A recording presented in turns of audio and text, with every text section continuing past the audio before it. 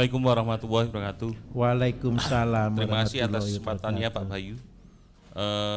Perkenalkan, nama saya Lili. Saya praktisi tapi praktisi perbankan, Pak. Saya mendampingi teman-teman petani itu dari 2017 sampai saat ini. Ya ibaratnya saya menemukan akhirnya sadar bahwa kita harus integrated farming system itu ketika saya ada project terkait dengan pembiayaan kur sapi komunal, Pak. Bahwasanya di situ ternyata kita boros di pakan. Betul, Pak. Sementara ladang jagung kita itu banyak sekali emas-emas yang bisa dimanfaatkan untuk ke kandang dan kohe-kohe yang harusnya diolah untuk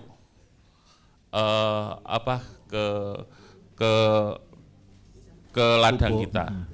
Jadi ya terus terang saya tertarik sekali, cuman permasalahannya saya ini kan berbeda mungkin dengan teman-teman yang lain ya. Saya tertarik dengan konsep juga 1005. Kalau teman-teman lain mungkin sudah praktisi pertanian kan tinggal menyesuaikan saja, Pak. Cuman kan kalau saya adalah praktisi perbankan dan pengen sebenarnya jadi petani. Nah, yang menjadi pertanyaan saya bagaimana memulainya? Karena saya kan modalnya 0 botol nih. Ya artinya saya nyangkul nggak bisa. Kemudian mungkin kalau lahan mungkin nanti pastinya akan sewa. Ya artinya dengan seperti itu saya pengen punya ayam dulu, tapi kan saya harus menyiapkan jagung seperti itu, Pak Bayu. Jadi how to become menjadi petani yang 1005 itu dengan modal 0 botol, Pak. Itu saja Pak Bayu, terima kasih. Assalamualaikum warahmatullahi wabarakatuh. Ayo kira-kira yang dimulai untuk Pak Didi apa kira-kira yang bisa dikerjakan? Ayo mungkin 3x3 sampah gitu. Pak Didi minta maaf. Yang pertama yang harus dilakukan untuk keluarga dulu. Pak minta tolong walaupun jadi praktisi perbankan jangan malu jadi pemulung, Pak ya. Sebentar, ini saya kasih trik Bapak Ibu. Bagaimana kita memberikan impact dari sesuatu yang kecil. Coba, Bapak sibuk pasti. Terus di rumah Bapak ngumpulkan galon-galon, Pak. Sudah ada ya. Nah, nanti pupuk mulai dibuat. Boleh pakai cara kita, boleh cuman dari emas hitam. Dari rumput, dari daun gitu. Terus dari limbah rumah tangga. Nah, kalau lahan kita cuma 3x3, boleh pelihara ayam 5 ekor lah, Pak. Kalau boleh beli aja ayam merah. Ayam merah ya. Karena Bapak kan tinggal di perumahan pasti atau di perumahan. Kan enggak mungkin saya suruh macul. Enggak mungkin buat kandang ukuran 12x12 kan. Pelihara ayam 5 saja. Tapi ayam 5 ini minumnya kuteja. Pakanannya adalah fermentasi. Sudah. Kotorannya dikumpulkan, pakai kandang baterai aja Pak, kotorannya dikumpulkan, diolah menjadi pupuk. Kalau boleh Pak, saya nyarankan pakai katalis booster Pak. Jadi kalau ayam 5 kasih 1 tetes untuk 3 hari Pak. Ya sudah orang pelit sekali ya, 1 tetes untuk 3 hari itu kan sudah pelit sekali. Tujuannya kotoran ini langsung jadi pupuk. Tinggal dicampur, disiramkan bukan disiramkan di tanamannya Pak. Modelnya kan begini ya Bapak Ibu ya. Nah ini kan tampungannya, ini kan ada lubangnya. Pupuk ini dimasukkan di sini Pak, 1:10. Sudah. Tugas Bapak hanya cuma 1, tanam sekali dan lihat setiap hari. Saya minta tolong, sambil diupload Pak. Sambil ngerokok, sambil ngopi, sambil foto. 1 hari, 1 minggu, 2 minggu, 3 minggu kan panen. Nah nanti dijadikan status Pak. Panen sayur di samping rumah. Teman Bapak kan pada heran semua. Konslet dari mana ini? Mulai kapan bisa bertani? Terus yang kedua pasti tanya, gimana rasanya minimal? Betul atau tidak? Nah dari sana Bapak akan membuka pasar. Saya minta tolong Bapak Ibu begini, Bapak Ibu tetap jadi petani minimal di 3x3. Tapi setiap orang pasti punya tugas yang berbeda-beda. Kita di dalam komunitas besar, di dalam komunal besar BSM ini, Bapak Ibu, kita akan buat satu corporate besar, kelompok besar, anggaplah kayak koperasi, bukan koperasi ya, corporate yang besar. Karena kita sudah dari Sabang sampai Merauke, dari Aceh sampai Papua. Ini tadi data sudah saya suruh print, jadi setiap provinsi sudah ada orang-orangnya semua. Lah nanti ke depan Bapak Ibu, setiap kelompok ini saya minta untuk membentuk satu grup marketing. Sehingga ketika kita dapatkan pasien, dapatkan orang yang membutuhkan apa, saya akan share ke tempatnya masing-masing. Sehingga apa? Bapak Ibu akan menjadi jawaban di sana. Nah, seperti Pak Didik, karena dia seorang praktisi di perbankan yang tidak mungkin di pertanian. Apa yang dilakukan? Ini adalah menjadi promosi, Pak. Walaupun lahan 3x3 ini akan menjadi promosi. Promosinya apa? Minimal 1. Bapak pasti sering capek, Bapak sering pasti leher kaku. Ini kan sudah kolesterolnya sudah kebaca. Iya, pasti. Yang ditanam ini adalah obat kolesterol. Setelah itu Bapak makan itu 1 bulan, 2 bulan aja, ceritanya sudah beda. Nanti orang satu kantor akhirnya pesen, Pak. Tinggal di Jawa Tengah ya, di Pati ya. Nanti petani-petani dari Jepara, Pati, Bapak tanya di Pak Bambang, Pak, grup Pati berapa orang? Sudah banyak ya Pati ya. Nanti tinggal link, siapa yang punya sayur, kita bantu marketing. Nah, dengan cara itu maka saya minta tolong, Bapak akan mengambil peranan penting untuk membantu kelompok kita, Pak, di BSM. Terus yang kedua, ayamnya cuma 5. 5 ini untuk apa? Konsumsi harian satu keluarga.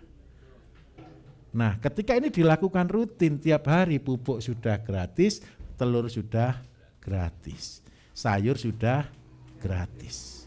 Nah, dari sini terjadi satu circle. Nah, begini saja, saya tidak usah lanjutkan. Nanti Bapak pasti buat lebih gila dari saya.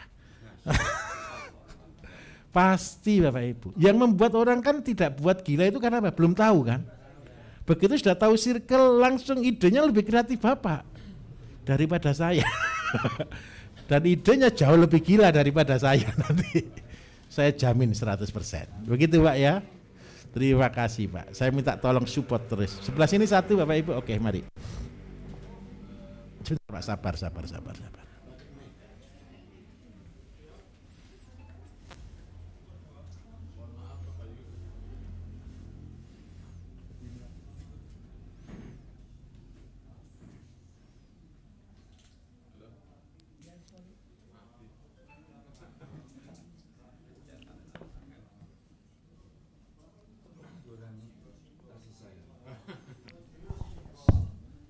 Terima kasih atas waktunya, Pak. Mohon maaf, saya mau bertanya tentang cara bagaimana membuat bibit padi yang beraroma dengan sistem turun-temurun, Pak. Yang kedua juga untuk bibit jagung supaya kita tidak beli yang kemarin Pak sudah sampaikan, mohon dilanjutkan kembali. Terima kasih, Pak. Baik, sebentar, pengen aroma apa padinya?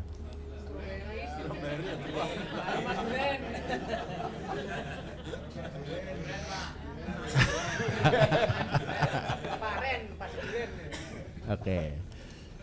Ini sebenarnya dengarkan saja, tidak usah dipikirkan. Betul ya, ini orang cerita. Tahu padi Bapak Ibu? Padi itu mengalami pembungaan enggak? Cerita ini berasal dari konsep begini. Di hutan, padi yang ditanam pinggirnya alang-alang, aroma berasnya adalah beras alang-alang atau alam. Nah, caranya bagaimana? Ini konsepnya ya, ini konsepnya. Ini alang-alang, ini sawah, padi. Karena di hutan, padinya kan tidak mungkin beli benih dari luar, setuju? Dia tanam padi di sini. Pas bunganya alang-alang ini menyerbui padi.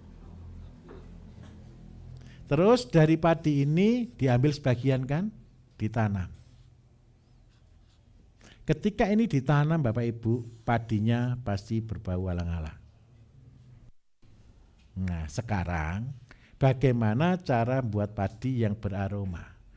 Ketika sudah masa pembungaan, Bapak Ibu kan sudah diajarin buat kuteja, betul ya? Kuteja itu ngambil apa? Ngambil intisari dan enzim dari suatu bahan aktif. Nah, cari bahan-bahan yang beraroma. Aroma itu pandan, betul ya? Yang berikutnya duren, gitu ya? Nah, semangka, melon, apapun deh yang beraroma, pokoknya ya. Itu diolah menjadi nutrisi.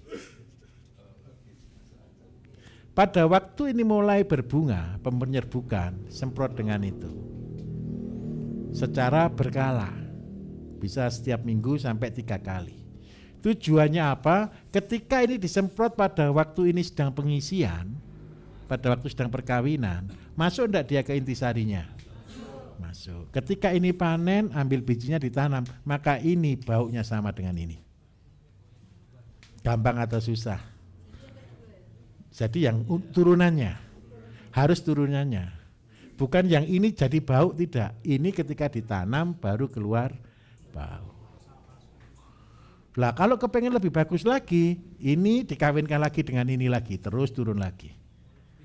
Lebih berbau lagi, lebih tajam lagi. Seandainya pandan sampai 4 kali keturunan, maka wangi sekali. Pandan. Tapi orang sekarang lebih pintar Bapak Ibu. Semprot dengan parfum.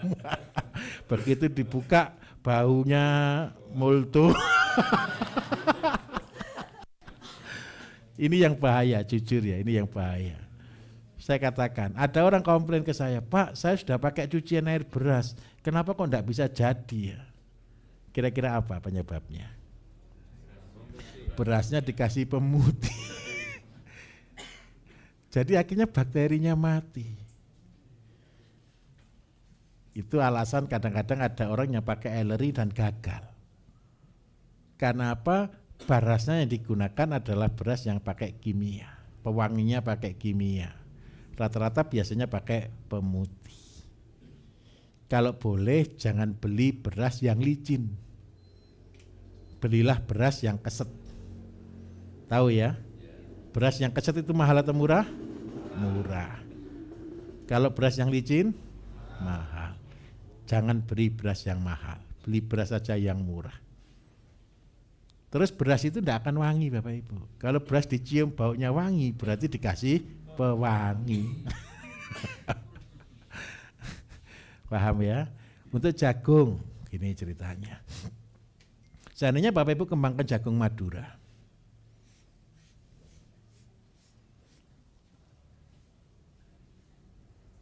Ada yang tinggi enggak kira-kira? Yang tinggi tolong diambil untuk jadikan benih. Nah terus seandainya Bapak Ibu membuat benih, tapi tolong ya, saya ngajari buat benih, jangan jual benih ya, biar Bapak Ibu tidak bermasalah dengan hukum ya. Benih itu tidak boleh diperjualbelikan. Karena apa? Kecuali kalau Bapak Ibu nanti akadnya untuk komunitas. Tapi juga jangan ditulisi untuk kalangan sendiri juga, itu juga salah. Untuk kalangan sendiri yang jual orang luar, itu salah juga.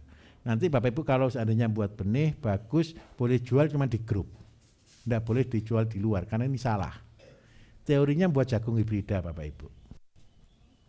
Seandainya ini jagung lokal, saya anggap aja jagung Madura. Bapak Ibu carikan pejantan, jagung yang memang dipakai untuk pejantan. Seandainya siapa senang jagung yang warna ini merah, kuning, hijau gitu ada? Tidak ada ya, itu balonku itu. Merah, hitam, putih gitu ya, ungu gitu ya. Ini pejantannya. Mungkin yang di sini kasih pejantan merah, di sini kasih pejantan putih, terus hitam, hijau lagi. Sini kasih pejantan ungu gitu. Nah, nanti Bapak Ibu, ketika ini usia 40 hari, kan sebelum dia keluar bunga jantan, betul ya? Ini dicabut. Cabut atasnya semua. Setelah dicabut semua, yang ada jantannya cuma ini. Maka ini akan menyerbuki ini. Hasilnya memang tidak akan bagus, banyak bogangnya. Karena penyerbukannya tidak sempurna. Nah, Hasil inilah ketika Bapak Ibu tanam, nanti munculnya jagung dengan beraneka ragam warna. Ini cara jagung hibrida. Karena itu ini diturunkan, nanti keluarnya dua, bisa keluar jantan, bisa keluar betina. Ngawuri saja, jangan terlalu dipikir. Nah, nanti seandainya nih Bapak Ibu kalau pergi ke daerah mana, loh ini jagung ketannya bagus, jagungnya besar, anakannya banyak, dijadikan pejantan. Yang jagungnya lokalnya pakai jagung Madura. Supaya apa? Umur pendek, buah banyak, itu gampang.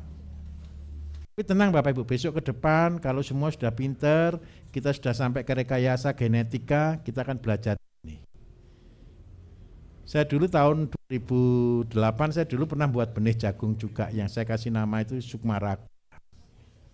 Itu yang kita kembangkan jagung komposit. Jagung komposit itu begini.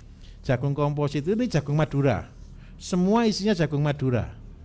Tapi saya pilih yang paling bagus. Yang bagus-bagus ini yang kita kembangkan jadi komposit. Dia tidak akan berubah karena dia tetap satu galur, jagung Madura. Cuman bedanya tongkolnya lebih besar. Saya kemarin lihat di grup, teman-teman sudah pinter-pinter. Jagung Madura itu target saya 1 jadi 100. Tapi kemarin saya lihat di grup sudah 1 jadi 300.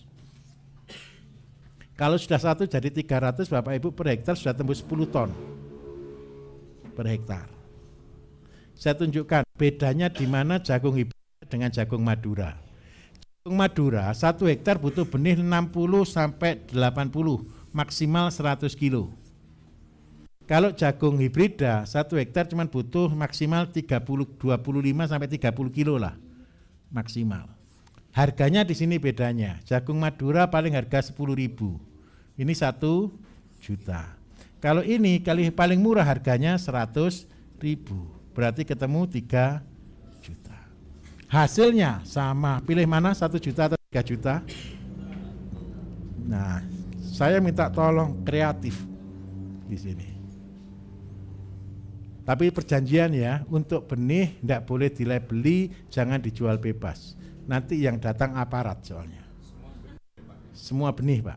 Supaya kita aman kalau Bapak pula benih lagi, tambahkan dulu, tumbuhkan dulu, jualnya bibit. Kalau bibit aman. Kan dulu ada kasus Bapak Ibu orang buat benih jagung ditangkap gitu kan. Nah tenang saja, kalau untuk kalangan sendiri aman. Pupuk juga sama. Karena itu saya minta tolong, buatlah pabrik pupuk hanya untuk desanya masing-masing. Kalau untuk desanya masing-masing saya jamin 100%, tidak ada yang ganggu. Tapi musuhnya penjual pupuk itu ini apa? Penjual pupuknya diajak Pak diwaraskan dulu. Diorganikan dulu maksud saya, diajak sama-sama, ayo buat pabrik pupuk bareng. Daripada bermusuhan lebih baik bersaudara. Iya, lebih untung kok juga kok kalau mereka buat kan. Coba untungnya gimana Bapak Ibu? Ketika pas harga murah mereka punya uang suruh beli semuanya. Pas harga sayur murah suruh tampung semuanya. Setelah jadi pupuk dijual lah, dia kan untungnya banyak itu, bahagia kok dia nanti. Oke, Bapak Ibu ya. Gimana? Maksudnya gimana? Ini tadi, Pak. Ini yang tadi. Disemprot tadi itu betul, untuk padi itu. Oh ya, baik-baik Bapak. Ya, oke, satu lagi nih dari belakang. Ini yang belakang dulu. Oke. Sebentar, oke. Sampai berdiri ya soalnya Bapak. Bapak Ibu tenang, habis ini kita makan sama-sama nanti bergiliran ya, ngumpuli saya ya.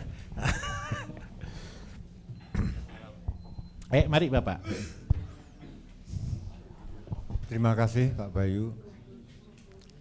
Bismillahirrahmanirrahim. Assalamualaikum warahmatullahi wabarakatuh. Waalaikumsalam warahmatullahi wabarakatuh. Saya Sugiyadi dari Pontianak, Kalimantan Barat.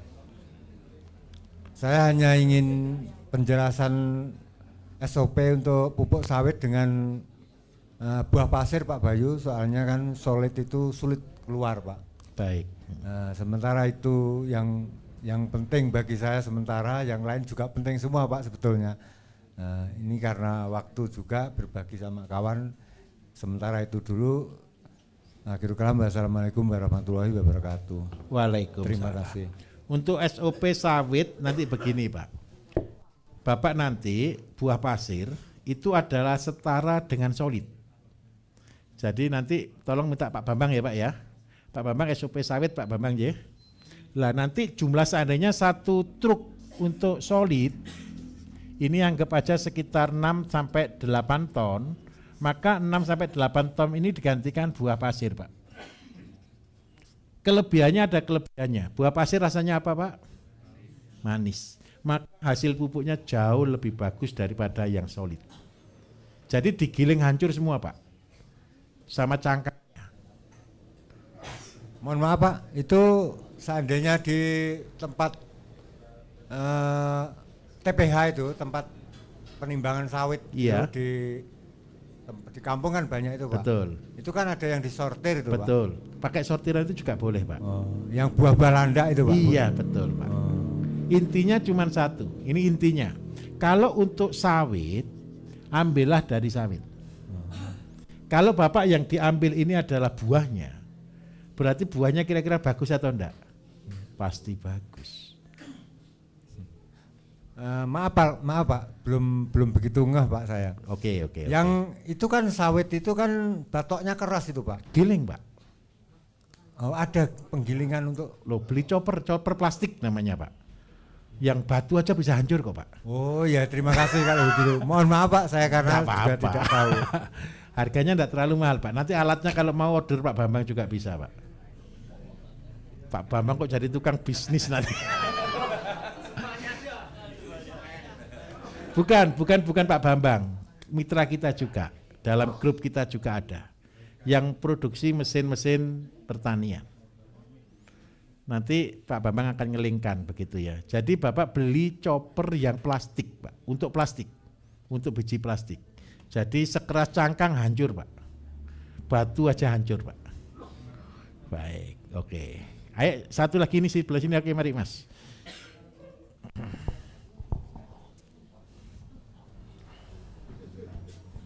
Cek.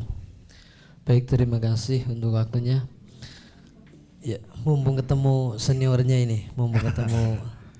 Ya, mau tanya terkait apa pengolahan pepaya California. Baik. Dulu pernah menanam sekitar 230. Baik. Nah, tidak ini tidak banjir, ini di daerah pegunungan. Cuma untuk apa namanya? Bibit atau pertumbuhannya dari mulai awal sampai 2 tahun itu memang kurang Maksimal. kurang maksimal di pembuahannya. Baik. Sudah menggunakan sampai dengan pupuk gromor. Gromor itu ya lumayan harganya. Iya, Ya. betul. Jadi yang jelas dari mulai hari pertama penanaman sampai benar-benar dia berbuah sekitar 5,5 bulan, Sudah 6 bulan berbuah. sudah Mulai petik. Iya. Baik. Buah mulai penanaman sampai buah itu sekitar 1 bulan 17 hari itu udah Betul. buah. Sudah Ya. mulai berbunga Udah ya. mulai berbunga. Ya. Maka di sini saya mau menanyakan bagaimana cara untuk perawatan yang memang benar bagus ataupun memang dari pembibitannya itu. Baik. Untuk California. Terus untuk yang kedua untuk pisang ulin. Baik. Ya, pisang ulin itu kadang kalau kita apa namanya udah 1 atau 2 kali itu nanti di paling ujung itu mengkerut. Ya, Baik. kalau di kan ada yang memang bagus dari mulai awal sampai akhir ya jenis-jenis pisang. Ya, itu yang saya tanyakan. Terima kasih. Wassalamualaikum warahmatullahi wabarakatuh. Waalaikumsalam. Baik. Saya jelaskan dulu untuk pepaya. Bapak Ibu, pepaya itu akarnya besar atau kecil? Pepaya itu tanaman ragus atau tidak ragus? Ragus. Kalau tanaman itu ragus berarti makannya banyak atau sedikit? Berarti kalau sudah makannya banyak berarti pupuknya perlu banyak atau sedikit? Nomor 1 itu. Ini saya kasih trik lagi. Cara tanam pepaya, cari lokasinya seperti apa? Carilah lokasi yang berbatu dan berpasir. tembok aja rumah Bapak Ibu bisa roboh kena pepaya, betul? Kenapa kok cari berbatu dan berpasir? Yang pertama, buahnya keset. Tahu ya keset ya, kering. Yang kedua, manis.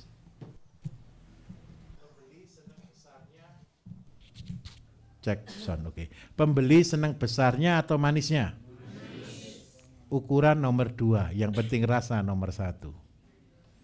Jadi nomor 1 cari lahan yang berpasir, yang berbatu. Karena itu banyak mengandung mineral. Terus yang kedua, karena pepaya itu ragus, pertumbuhan pupuk itu hanya butuh di 0 sampai 6 bulan. 0 sampai 6 bulan kasih pertama pupuk urea, karena nanti kan buat urea padat Pak ya. Terus habis gitu setelah usia 2 bulan ke atas kasih pupuk orti. Karena vegetatifnya pepaya itu kan cuma sampai 2 bulan saja. Pertumbuhan berikutnya kasih pupuk orti. Pupuk orti usahakan lengkap, ayam, kambing, dan sapi. Terus setiap bulan harus dikocor dengan pupuk, wajib.